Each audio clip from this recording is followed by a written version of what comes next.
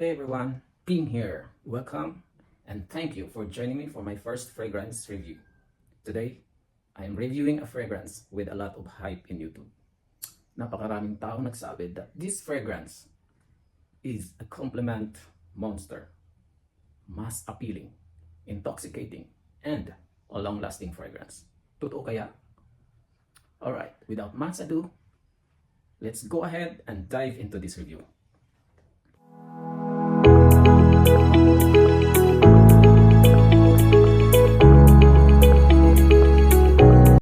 So guys, this is God of Fire from the house of Stefan Humbert Lucas, a French perfumer known for his work in niche fragrance industry. So let's talk about the packaging. The box is pretty cute. Simple lang. See?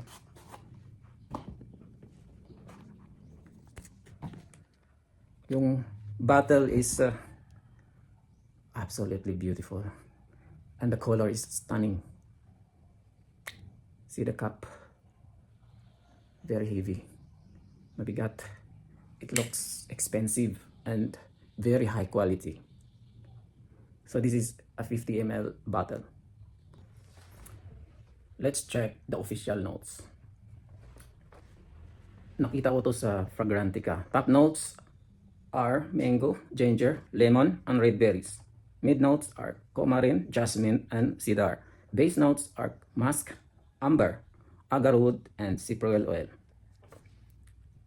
Yan yung official notes. Pero ano yung totoong scent? So, let's do testing on air. Try natin sa skin. At sa papel.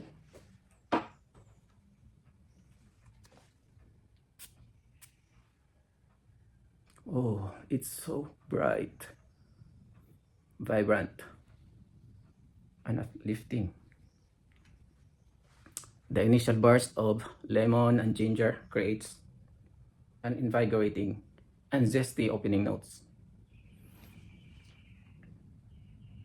As the scent develops, the opulent notes of mango and red berries emerge,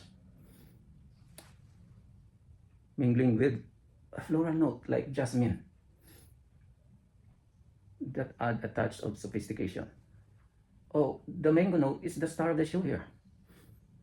So very dominant. Napaka-dominante ng mango note dito. Na-try ko na to. Yung dry down. Since I already tried this fragrance. Yung dry down is ambery. Woody. Little woody. Very clean woody scent. Na-feel ko rin yung pagka-musky. So the longevity for this fragrance, easily 8 to 10 hours, even longer on clothing. How about the sillage and projection? Siguro, it's moderate, not so very strong. Versatility. You can wear this special occasion. Kasi mahirap mag-signature scent ng napaka-expensive na pabango. So special occasion on summer and springtime. Overall, God of Fire is a captivating fragrance that beautifully balances freshness with warmth and little spicy, making it a standout in any of my collections so far. It's fruity, juicy, little sweet, little spicy, little woody. Yes, it is a perfect choice for summer and springtime or a tropical vacation. I agree, easily a head-turner fragrance.